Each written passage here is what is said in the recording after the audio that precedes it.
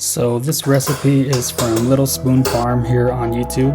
For some reason I suck at making cookies and I haven't used my sourdough discard in a while, so I had to try these cookies, and thankfully I got them on the first try with the cameras rolling.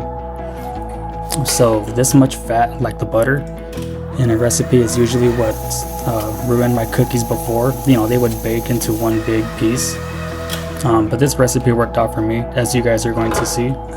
So this many chocolate chips in this early in a mix in a recipe is usually pretty hard on the stand mixer, but if you look at her recipe, she does say to put in the butter cold, and these chocolate chips will actually help break them down a little faster while, you know, chunking out the chocolate chips, which is nice if you like a chocolatey cookie. And then this part is weird to me too. Mainly because I've never seen bread flour in a cookie recipe before.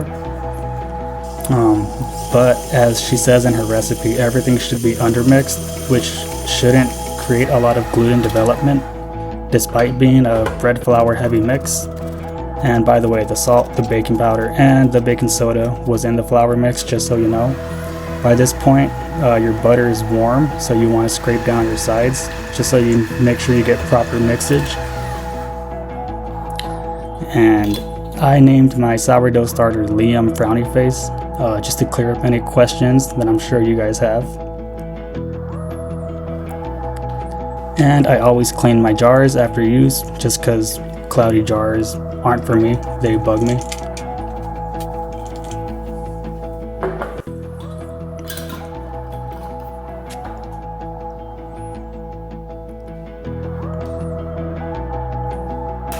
So I'm from North Carolina, so egg prices and egg availability isn't a big deal over here.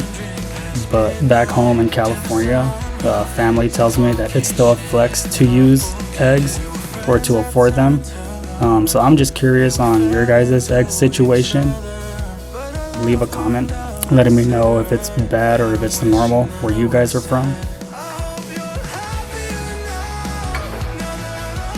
So this is a funny side note, but I just love how my cookie mix and my half wheat sourdough starter is the same color. Helps out if you have OCD.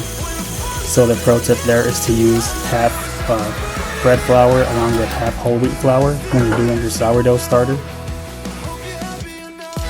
And so this is the annoying part when you use sourdough starter in any recipe in a stand mixer.